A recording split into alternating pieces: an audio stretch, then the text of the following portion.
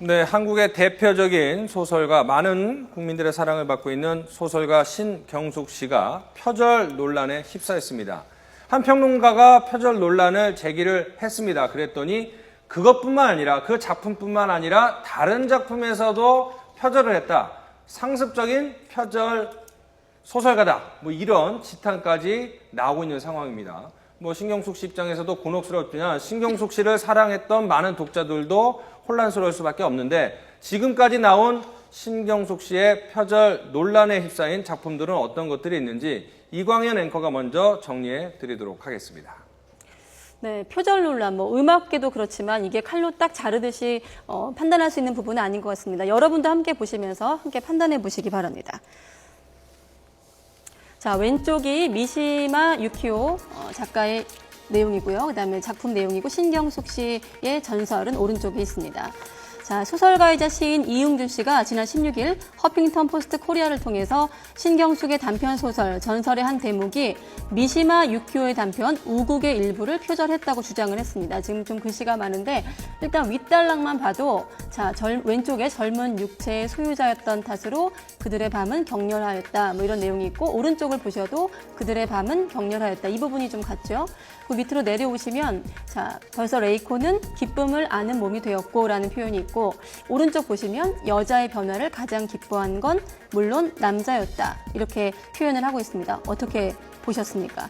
자, 이를 시작으로 신경숙 씨의 과거 작품들도 표절 의혹이 제기되고 있는 상황입니다. 자, 루이제 린저 생애 한가운데, 또 신경숙 씨의 어디선가 나를 찾는 전화벨이 울리고, 사실 이 소설 같은 경우는 신경숙 씨의 어떤 문체, 특유의 문체가 좀 드러난다, 이런 작품으로 평가받던 작품이었거든요. 예. 자, 그리고, 안승준의 예. 살아있는 것이요. 그 다음에 신경숙 씨의 딸기밭인데요. 최근 92년에 먼저 나왔고요. 신경숙 씨의 딸기밭은 2000년도에 나왔는데, 자, 이것들을 비교해보면 상당히 유사점이 많습니다. 귀화로 시작되는 단어부터 똑같고요. 그 다음에 보시면 누구누구의 아버지다가 누구누구의 어머니다라고 바뀌었고, 주소록이 오른쪽 수첩으로 바뀌었습니다. 하지만 그 내용을 보면 많지 않은 수의 친지 명단 가운데 귀하가 포함되어 있었던 점에 비추어라고 해서 전체적으로 내용이 비슷합니다. 그 다음에 다음 문단을 또 살펴보면요. 네, 보면 살아있는 것이요, 역시 딸기밭인데 역시 귀하가 저희 아들과 꽤 가까우셨던 한 분으로 짐작하고 있습니다.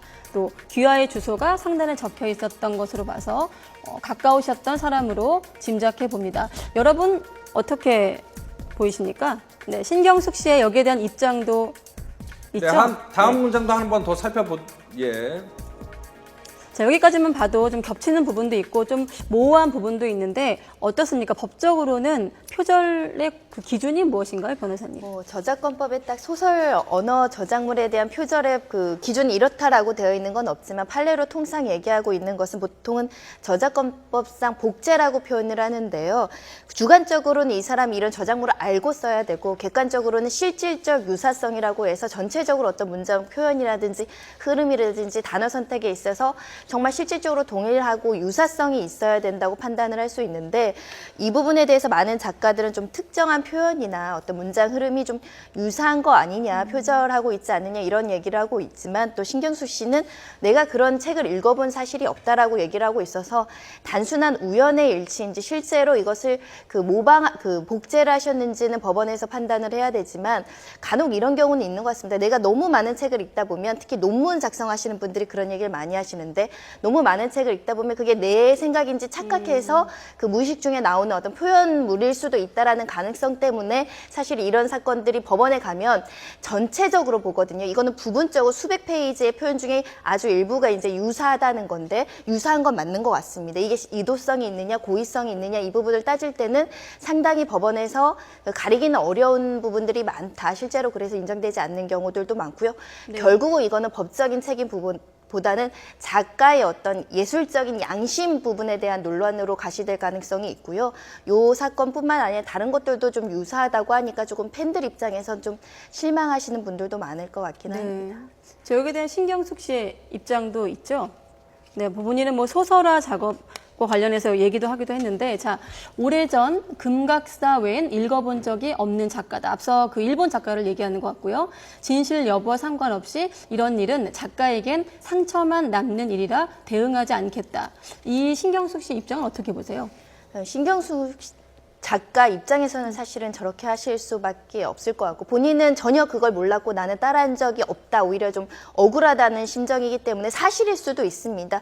그 성적인 부분, 성적인 어떤 애증관계에 대한 어떤 그 기쁨을 묘사하는 것은 사실은 통상적으로 많이들 접할 수 있는 표현인데, 이것이 문제가 되는 것은 사실은 이 책이 20년 전에 발행했던 책이라는 점, 너무 뒤늦게 이런 문제가 왜 가시화됐는지에 대해서 본인이 조금 억울한 측면도 있을 텐데요. 좀 우연의 일치치고는 너무 많은 부분이 의혹이 있기 때문에 또 적절하게 좀 해명하셔야 되지 않을까, 그런 생각도 듭니다. 그러니까 뭐 변호사님 말씀하신 것처럼 어떤 표현들이나 어떤 흐름들은 일상적인 그런 상황이기 때문에 누구나 생각할 수 있는 단어고, 특이한 단어가 아니고 특이한 흐름이 아니기 때문에 신경숙 씨 입장에서는 좀 억울할 수도 있습니다. 그런데 문제는 사실은 이 논란이 한 문화평론가에 의해서 표절 논란이 제기가 됐을 때만 하더라도 평단의 그런 반응은 왜 오래전 일을 지금 다시 끄집어냈지? 뭐 이랬는데, 신경숙 씨가 관련 소설을 읽어본 적이 없다라고 해명을 하면서 오히려 논란이 증폭이 됐습니다. 그래서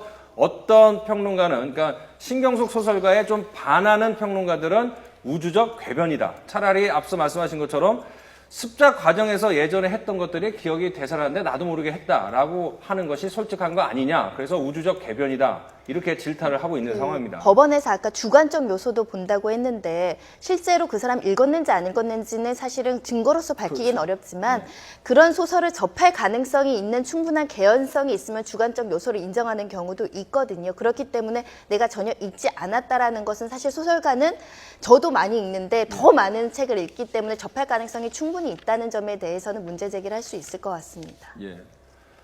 자, 뭐 이런저런 논란이 있지만 어쨌든 간에 뭐 신경숙 씨가 여러 가지 뭐 이야기들 했지만 독자들이 가장 많은 상처를 받고 있는 것 같고요. 이 평단과 문단에서는 양갈래로 벌어지는 것 같습니다. 안타까운 현실인데요. 어떻게 결론이 날지 좀 주목을 해야 될 것 같습니다.